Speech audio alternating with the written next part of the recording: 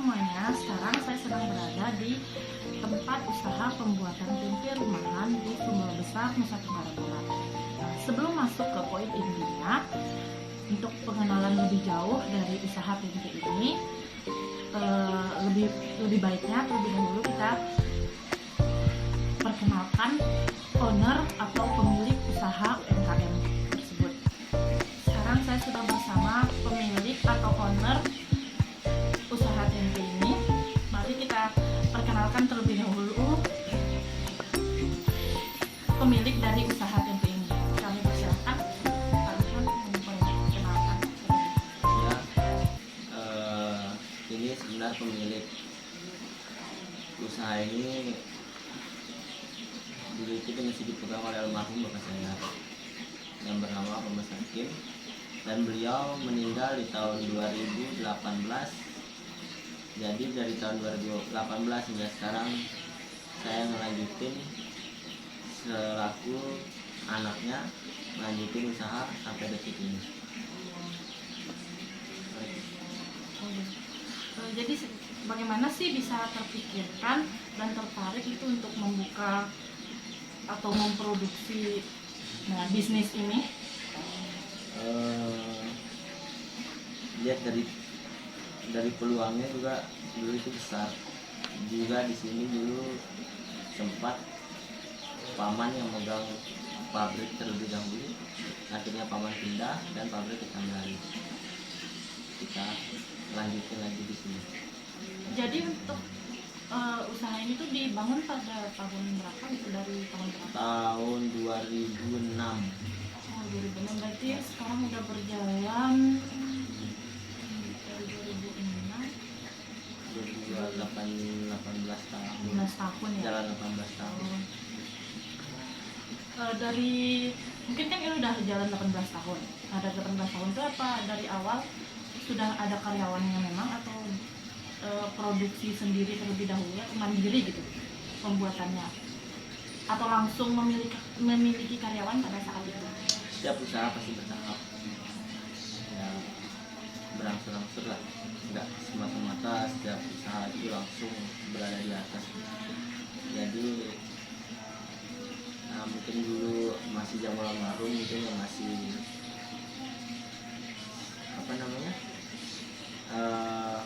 buat sendiri lah. Berarti kalau untuk sekarang tuh udah ada karyawannya gitu? Kira-kira berapa ya? Karyawan sekarang ada 3. Nah, dari pemilihan karyawan itu sendiri, atau perlu skill khusus atau gimana? Atau ada? Nggak ada. Nggak ada, berarti bebas gitu? Bebas, nanti kita jalani di sini dari nol. Berarti dari nol kita mulai. Untuk tempenya sendiri itu produksinya itu yang dibutuhkan per hari itu berapa? Itu kan berapa banyak produksi yang dibutuhkan dalam per hari? Tahu tempe apa tempe saja? Tempenya. Kalau tahunya juga nggak apa-apa kalau ada. Kalau untuk tahu tempe sehari paling tidak menghabiskan 200 kiloan. Ada deh. 200 kilo kedelainya. Saya. Untuk jumlah pemesanannya itu sendiri apakah meningkat setiap harinya? Atau ada penurunan itu? Tergantung kondisi pasar sendiri. Namanya pasar, kadang-kala ada sepi, ada ramai. Selama dari tahun ke tahun itu apakah ada kendala gitu dalam usaha ini? Kendalanya tuh kayak gimana yang dialamin hingga sampai saat ini? Kendala dalam hal apa nih? Ya, kendala dalam produksi, kayak misal kayak kenaikan harga kedelai kan itu pernah terjadi. Nah, itu tuh gimana sih? Apa yang dirasakan saat itu, kendalanya gimana? Apakah kesusahan dalam memproduksi atau pengurangan bahan baku atau memperkecil ukuran tempenya? Sebenarnya kendala sih banyak. Ya,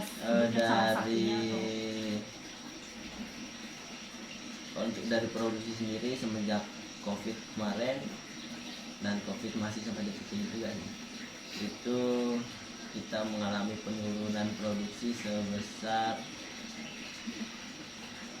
hampir 60% dari sebelum COVID ada yang mulainya kemungkinan kita bisa memproduksi sampai 200, sekarang paling tidak 100 kita bisa produksi dalam sehari.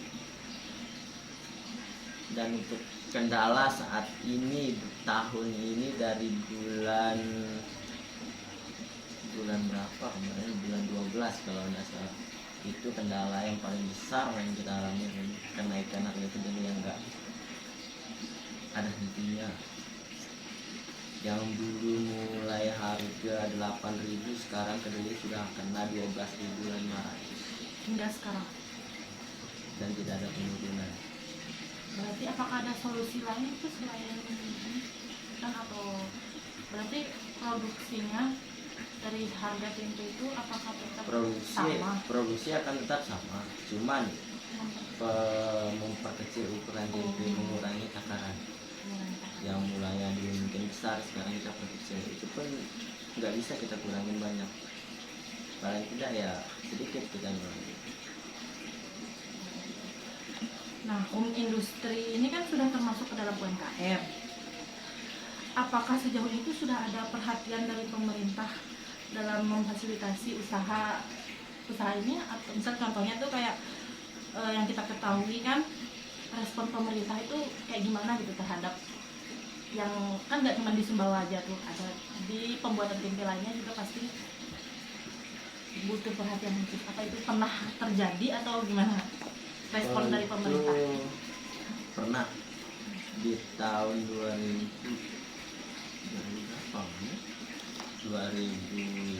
ya, 2014 kalau nggak salah, itu kita dapat bantuan alat dari pemerintah komplit, dari mesin, dari ini semua kita dapat, hanya sekali sampai detik ini tidak ada. Di tahun 2015 2014 lupa. Nah, Jadi berjalan, ya masih berjalan sampai sekarang lancar usahanya ya. lancar. Dan cuman itu kendalanya kedelai itu aja, harga bahan baku. Nah, itu tadi wawancara singkat kita bersama owner atau pemilik usaha UMKM ini. Nah, mungkin kita memberikan kesempatan kepada ownernya untuk mempromosikan UMKM-nya yang sedang dijalankan, yaitu produksi tempe ini. Silakan. Ya, di sini juga kita dalam penjualan kita juga menerima pemesanan tahu tempe dalam jumlah banyak berapapun itu, dan kami juga siap mengantar dimanapun keberadaannya. Dan untuk pemesanan sendiri nanti bisa langsung ke lokasi ataupun bisa hubungi nomor di bawah sini. Lokasinya Untuk lokasinya berada di Jalan Cendrawasih nomor 9, Kelurahan Brambiji. Nah, mungkin ada nih motivasi atau tips buat teman-teman mahasiswa atau masyarakat untuk menjalankan suatu usaha itu bagaimana? Berikan motivasi apa gitu biar mahasiswa itu semangat dalam menjalankan usaha yang sedang mereka jalankan. Dan kalau kita dalam berusaha ini ya, cuman